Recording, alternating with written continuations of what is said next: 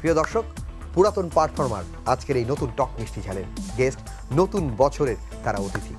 শুরুতেই এপাশে রয়েছেন stand up comedian Shaon Majumdar, এই পাশে রয়েছেন স্ট্যান্ড আপ কমেডিয়ান মোহাম্মদ পরশ, এই পাশে রয়েছেন বস সাইফুর রহমান সাইফুল, আর এই পাশে লেডি কমেডিয়ান সাবিকুন নাহার মুন্না। ওকে, সবার হাসি মুখ দেখতে পাচ্ছেন। আমি জানি যে প্রত্যেকে কমেডি করে তো লাইফটাকে মোটামুটি একটা জায়গায় নিয়ে গেছেন, বর্ডারে ধাক্কা দিলেই পড়ে যাবে।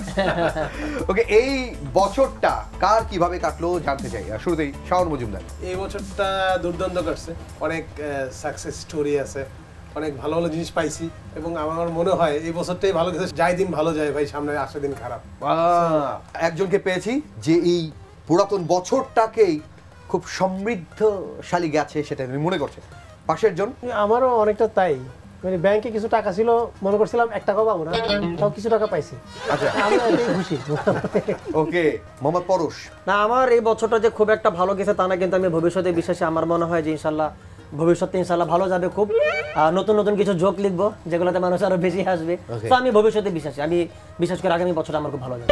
তার মানে পাস্ট ভালো খুব একটা জানি, খুব একটা সামনের দিন ভালো যাবে, সামনের দিন ভালো যাবে। ওকে, আমারও পরশ ভাইয়ের সাথে আমিও একমত। পাস্ট আসলে এই বছরটা মানে ভালো যায় না আসলে, কারণ আমি আগের থেকে আরো কিছুটা ওয়েট গেইন করছি। তো আমি চিন্তা করছি আগামী বছর আমি দেখাই দিব একদম। আমার প্ল্যান হলো আমি ফিট হয়ে আগামী বছর দেখাই দিব। আমি দেখার জন্য ওয়েট করব। দুইটা গ্রুপ আমি দেখতে পাচ্ছি দাঁড়িয়ে গেছে, একজন অতীত যে ভালো গেছে সেটার পক্ষে, আর একজন ভবিষ্যৎ ভালো যাবে সেই পক্ষে। সো আমরা এই দুই পক্ষের আমরা একটা রম্য বিতর্ক দেখতে যাচ্ছি যে কারা উইন করে, যে অতীত ভালো ছিল নাকি ভবিষ্যৎ ভালো হবে। একটু বলো যে কেন এই মনে হয় যে অতীতটাই ভালো গেছে, এর চেয়ে ভালো আসবে না। এটা তো আমার কথা না, এটা অনেক গুণী মানুষের কথা, যাই দিন ভালো যায় আসে দিন খারাপ। কারণ তুমি যেই দিনটা ফেলে আসছো তখন তো শৈশব চিন্তা করো, শৈশবটা সবসময় ভালো, এর চাইতে ভালো দিন আর কোনোদিন তুমি না না, আমি এটার সাথে একমত না। শৈশবটা কিরকম করে ভালো হয়? শৈশবে যে পরিমাণ আম্মুর হাতে মাইর খাইছি, যত দিন আসছে সামনের দিকে তত মায়ের পরিমাণ কমছে না। এখন তো আমার আম্মু আমাকে মারেই না। বাহ বাহ, দারুণ দারুণ। প্রথম বলেই ছক্কা মেরেছে সাবিকুন নাহার মুন্না। ওর বল গড়াই গেল 6। ওকে, বলো না, সেটা ও বলতেছে মায়ের কথা, কিন্তু এই মায়েরটা আজীবন মিস করবো না তুমি? এই স্মৃতিটা, এই যে নস্টালজিয়াটা আজকে মানে মনে হয় মাঝে মধ্যে যখন 2 দিন ঘরের বাইরে থাকি, মারাতে বকা না খাই, মারাতে খাবার না খাই, তখন মনে হয় যে আয় হায় কি জানি মিস করতেছে। মা যদি একবার ফোন না করে মিস করতেছে। সেই মাইটটাতে এখনো মিস করি, যে এখনো যদি বেলনি নিয়ে দিলে বাড়ি দিত সে ছোটবেলায় ফিরে যেতাম। তো ওইটার যে ভ্যালু আর এখনকার যে ভ্যালু, এটা আলাদা জিনিস। আমি একটু ওই যে বাবা মার মায়ের কথা বললো, আমি একটু বলতে চাই যে বাবা মার মধ্যে আসলে কে আপন ছিল। মা বলতো আয় বাড়ি আজকে দেখাবো, আর বাবা বলতো বাড়ি থেকে বের হওয়া। ওকে, হ্যাঁ, আমি বললাম যে হচ্ছে মানে ভবিষ্যৎ কেন ভালো হবে, কারণ আমি সবসময় আমার ছোটবেলায় দেখে আসি, আমি যত বড় হয়েছে আমার আম্মুর অস্ত্র তত ছোট হয়েছে। একদম যখন ছোট ছিলাম তখন ঝাড়ু দিয়ে পিটাইতো, একটু যখন বড় হয়েছে তখন জুতা দিয়ে মারা শুরু করলো, আরেকটু যখন বড় হয়েছে তখন হাতে মারা শুরু করলো। তো আমি বিশ্বাস করি ইনশাআল্লাহ ভবিষ্যৎটা ভালো যাবে।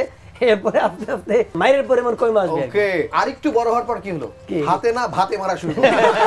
এটা আরো ছোট। কিন্তু আমার মনে হয় আগেই ভালো ছিল, টিচাররা কিন্তু আমাদের মারতো, সেই মায়ের কথা কিন্তু আমাদের এখনো মনে আছে। কিন্তু এখন আবার দিন পাল্টাইছে, এখন আবার ছাত্ররাই দেখি টিচারদের মার। তাহলে অতীত হলো বেস্ট, গোল্ড। এটা তো ওয়ার্ড ওল্ড ইজ গোল্ড, এটা তো ট্রু। হ্যাঁ, ফিউচার ইজ ডায়মন্ড। কিন্তু এখানে এবং ডায়মন্ডের মধ্যে ভেজাল না, এখানে সেটা ডিপেন্ড করছে আপনি কোন দোকান থেকে কিনতেছেন। মানে আমরা তো বলতেছি যে ভবিষ্যতে ইনশাআল্লাহ ভালো হবে, কারণ আমরা ভবিষ্যৎ ভালো বলতেছি, আমাদের ব্যাংক ব্যালেন্স আছে সেজন্য। এবং এই ব্যাংক ব্যালেন্স তৈরি করতে কত অতীত যে কাটাইছে তার কোনো খবর নাই। বর্তমানকে মূল্য দিতে হবে, ভবিষ্যতে কি হবে কে জানে। ওকে, ভবিষ্যৎ এটা ভালো হলো না, আমি ভবিষ্যৎ জানি না কি হবে, তো কাজটা আমার একটু ইয়া হয়ে গেল না, মিনিমাইজ হয়ে গেল না। ওকে, তাহলে আমি একটু আরেকটু জানতে চাই যে এই যে গত বছরটা কি কি প্রাপ্তি ঘটেছে জীবনে।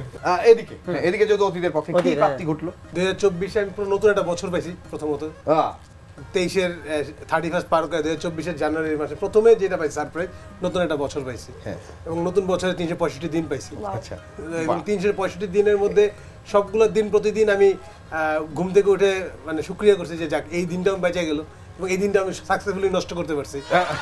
কিছু কিছু নষ্ট করছি, কিছু কিছু দিন কাজে লাগাইছি এবং সবচেয়ে বড় কথা যে আমি ফ্যামিলিকে অনেক টাইম দিতে পারছি 2024-এ। ফ্যামিলিকে অনেক টাইম দিতে পেরেছে, তার মানে হাতে কোনো কাজ কাজ ছিল ছিল না। না তাহলে তো দিনগুলো গেছে। আমরা চিন্তা করো কাজ না করেও 2024 আমার ভালো গেছে। তো এরকম ভালো কে না চায় কাজ না করে দিন ভালো যায়। সাইবুল ভাই, ঘুরে ফিরে আমার এক টপিকে যাবে, মানে আমি তুলনামূলক গত কয়েক বছরের মধ্যে গত বছরটা আমি খুব বেশি সংখ্যক পাত্রী দেখতে পারছি। পাত্রী দেখেছেন তো অতীত, বিয়ে তো সেটা তো ভবিষ্যৎ। না না না, মানে পাত্রী দেখা যদি কি মানে কি বিয়ে হয়, হ্যাঁ। সেটা তো আমার ভবিষ্যতে অন্ধকার। না না, আমি আবার ভাইয়ের সাথে একমত না। সেটা হলো যে বিয়ে করলে ভবিষ্যৎ কখনো অন্ধকার হয় না, কারণ আমারও সামনের বছর মানে এই যে আসছে না 25-এ কিন্তু আমিও আমি তোমার সূত্র ধরে বলি যে ভবিষ্যৎ আলোকিত করার জন্য কিন্তু রুম অন্ধকার করে এই জন্য বলে ভবিষ্যৎ না আমি অত ভবিষ্যতেও যাচ্ছি না, একদম নিয়ারেস্ট ভবিষ্যতের যে কথা যদি আমি বলি যে আমি আমার বিয়ের অনুষ্ঠান করব, আমি সবার আগে লাইটিং যারা করে তাদেরকে আমি ইয়া করছি। ওকে, এবার আমি প্রশ্ন করতে চাই, বিয়েতে কেন এত লাইটিং আলোকসজ্জা করা হয় যেমন ভাবে 31-এ করা হয়েছে? লাইটিং আলোকসজ্জা করা হয় কারণ যে বউ যাতে কোনো দরজাতে পালাইতে না পারে। না, আমি বলে দিই, বিয়েতেও এই আলোকসজ্জা করা হয় এবং এই 31-এ এত আলোকিত করা হয়, এর কারণ হচ্ছে আপনার জীবনে যে অন্ধকার নেমে আসছে এটা আপনি যেন বুঝতে না পারেন। এই হই হুল্লার মধ্যে দিয়ে আপনি পার হয়ে যাবেন। শেষ আলো। শুধু তাই না, এই বিয়ে বাড়িতে কিন্তু খুব লাউড সাউন্ড দিয়ে গান বাজানো হয়। কেন? কেন? জামাই যাতে সাহায্য চাই চিৎকার করতে না পারে। আচ্ছা, এই যে 31-এ এত আতশবাজি কেন মানুষ ফুটায়? মানা করছে তাও ফুটায় কেন কেন? কেন ফোটা কেন? আতশবাজি ফাটায় জানেন? সারা বছর আর নিজের ফাটছে এই কারণে।